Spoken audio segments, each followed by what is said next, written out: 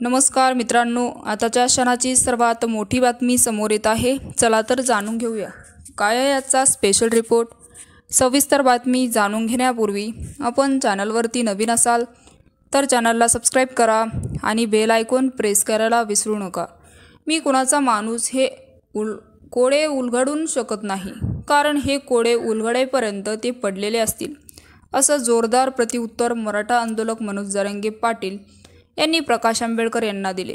आणि मी फक्त मराठा समाजाचा आहे, माझं मालक फक्त मराठा समाज आहे, बाकी मी कोणाला गिनतीत धरत नाही, असे जरांगे पाटील यांनी स्पष्टपणे बोलले। ते सोलापूरमध्ये शांतता रॅली बोलत होते आणि यावेळी जरांगेंनी शरद पवार आणि भुजबळवरही निशाणा साधला। भुजबळ बोगस आरक्षण खाणाऱ्या समितीचा मुकादम आहे आणि मनोज जरांगे पाटील यांनी कोणालाही काहीही बोलणे सोडलं नाही। आणि आरक्षण बचाव यात्रेदरम्यान प्रकाश आंबेडकरांनी मनोज जरांगेंच्या भूमिकेवर जोरदार हल्लाबोल केला। यात्रेदरम्यान एका ठिकाणी बोलताना प्रकाश आंबेडकरांच्या मुद्द्यावरून फडणवीसांसोबत सुरू असलेले भांडण हे नकली आहे, असे देखील त्यांनी म्हणाले। मात्र त्यानंतर लगेच नांदेडमध्ये त्यांनी जरांगे शरद पवारांचा माणूस आहे असे विधान देखील केलं होतं। त्यांचे या दोन्ही विधानांना जरांगे पाटील यांनी चांगलाच समाचार घेतला। तर प्रकाश आंबेडकरांच्या दोन्ही विधानांना जरांगेंनी सोलापूरच्या शांतता रॅलीतून प्रत्युत्तर दिले। ते म्हणाले की प्रकाश आंबेडकरांच्या दोन्ही विधानावरून त्यांनाच मेळ लागेना। मी कोणाचा माणूस आहे, ते मी कोणाचेही कोडे त्यांना उघडू शकत नाही, कारण तोपर्यंत तो पडलेला असेल। मी फक्त मराठा समाजाचा आहे, माझा मालक फक्त मराठा समाज आहे, बाकी मी कोणाला गिनतीत धरत नाही।